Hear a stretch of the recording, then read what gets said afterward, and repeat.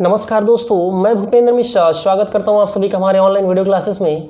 दोस्तों, आज के इस वीडियो में मैं आप सभी को 14,580 पोस्टों के लिए वित्त विभाग ने एक आदेश जारी किया है, इसके बारे में बताऊंगा। इस आदेश को पूरा का पूरा जो 8 पॉइंट है वो पढ़ने के बाद मुझे यही लगा कि हमारे बेरोजगार मुख्यमंत्री श्री भूपेश बघेल जी ने युवाओं को लॉलीपॉप पकड़ा है। समझिएगा क्यों। 8 पॉइंट है, मुझे 8 के 8 पॉइंट में कोई दिक्कत नहीं है। जैसे कि अगर मैं आप सभी को बताऊं, पहला पॉइंट है, ये कहते हैं कि प्रत्येक नियुक्तिकर्ता अधिकारी के द्वारा व्यापम की प्रवीण सूची के क्रम में विज्ञापित पदों की संख्या के अनुसार प्रावधिक चयन सूची जारी की जाएगी। मतलब जितने पोस्ट है 14,580, जैसे अगर पोस्ट है तो उससे ज़्यादा लोगों को बुलाया जाएगा, कोई दिक्कत नहीं है। ठीक है। प्रावधिक चयन सूची में सम्मिलित अभ्यर्थियों को नियुक्तिकर्ता अधिकारी के द्वारा कार्यालय में बुलाकर दस्तावेज का सत्यापन, मतलब डॉक्यूमेंट वेरिफिकेशन की बात कर रहे हैं, कोई दिक्कत नहीं है। साथ ही साथ इसमें सोशल डिस्टेंसिंग, सैनिटाइजर, ये सारी चीज़ों का मेंशन किया गया है सेकंड पॉइंट में। थर्ड पॉइंट में है, जिन अभ्यर्थियों के दस्तावेज सत्यापित होते हैं उन्हें जिला चिकित्सा बोर्ड से, ठीक है, कोरोना का समय है या ऐसे भी मेडिकल सर्टिफिकेट लेना भी चाहिए, एक मेडिकल के लिए भेजा जाएगा और साथ ही साथ पुलिस वेरिफिकेशन के लिए भेजा जाएगा, कोई दिक्कत नहीं है इस पॉइंट में भी। चौथा पॉइंट क्या है, प्रावधिक चयन सूची में शामिल प्रत्येक व्यक्ति को दस्तावेज सत्यापन के लिए नियुक्तिकर्ता अधिकारी के कार्यालय में सभी दस्तावेज सहित निश्चित तिथि एवं समय पर उपस्थित होने के लिए सूचना पत्र पंजीकृत डाक से भेजा जाएगा। ठीक है, डाक से क्या किया जाएगा, आपको भेजा जाएगा। और यदि आप नहीं रह सकते उपस्थित, और एक चीज़ इसमें ये भी है कि 20 दिन के बाद, जैसे कि अगर मान लो आज 16 तारीख है तो अगले महीने की अगर 7 तारीख या 8 तारीख को मेरा डॉक्यूमेंट वेरिफिकेशन है तो उसका क्या किया जाएगा, 20 दिन पहले आपको सूचना भेजा जाएगा। फिर से डॉक्यूमेंट वेरिफिकेशन जिनका हो गया होगा उनको फिर से डॉक्यूमेंट वेरिफिकेशन कराना होगा। ठीक है। और उसके बाद है, मतलब 20 दिन का समय तो इन्होंने एक्स्ट्रा मांग लिया है ना।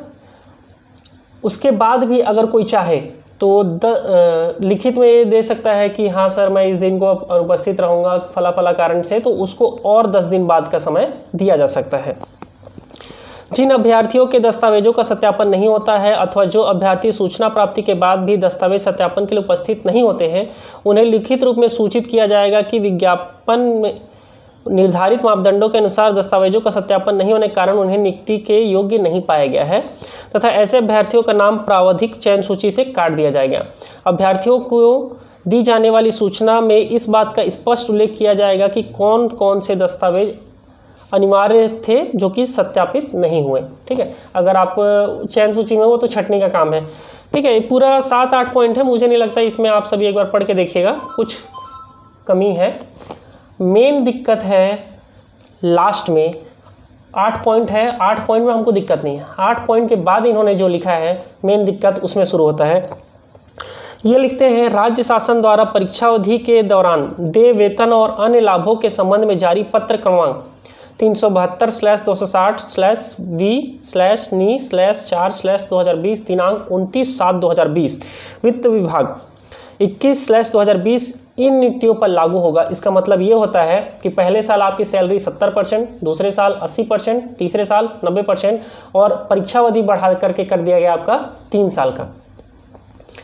ठीक है, 3 साल का जब आप लोग ज्वाइनिंग ले रहे थे, जब पूरा का पूरा नोटिफिकेशन आया था तो उसमें ये चीज़ मेंशन नहीं था कि परीक्षा अवधि जो है वो 3 साल का होगा, आपका सैलरी ऐसे कट के आएगा, ये कुछ भी चीज़ मेंशन नहीं था, ये नए नियम में डाल दिया गया है।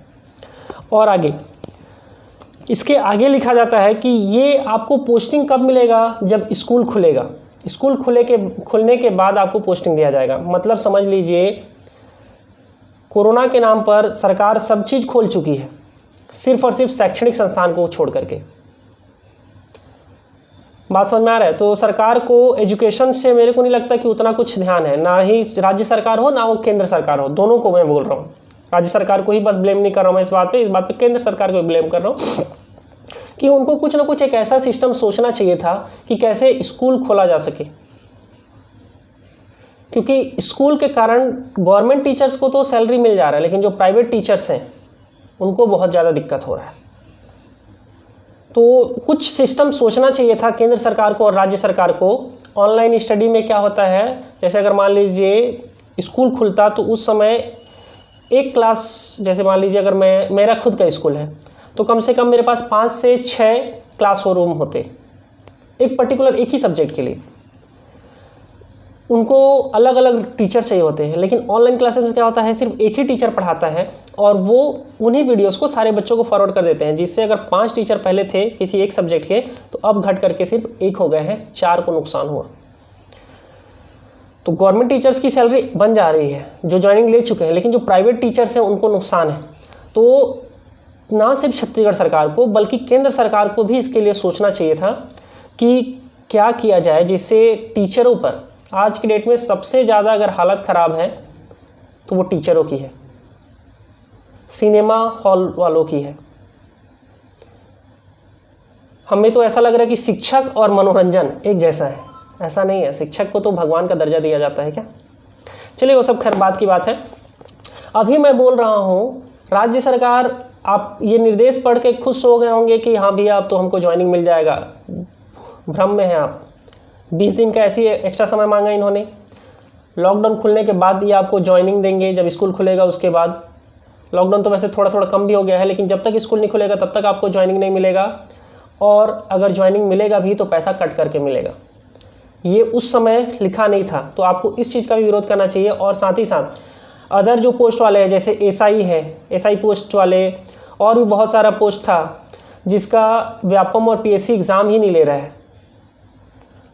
अगर 14,580 पोस्ट के लिए शिक्षकों ने अगर इतना विरोध किया, और उनको आज कम से कम, हाँ ये तो है कि लॉकडाउन खुलने के बाद या स्कूल जब खुलेगा उसके बाद उनको ज्वाइनिंग मिल जाएगा, आपका क्या एसआई वाले भाई लोग?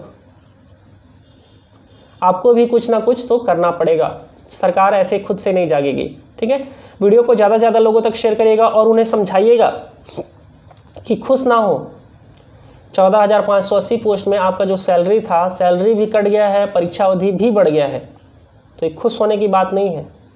3 साल तक कम कम सैलरी मिलेगा, नुकसान आपको है। आपको उसके लिए भी कुछ ना कुछ करना चाहिए कि उस समय जो आदेश जारी था उसमें तो ये सारी चीज़ मेंशन नहीं थे, तो अब क्यों? वीडियो को अंत तक देखने के लिए बहुत बहुत धन्यवाद। Thank you. ज़्यादा से ज़्यादा लोगों तक इस वीडियो को शेयर करिएगा। Thank you.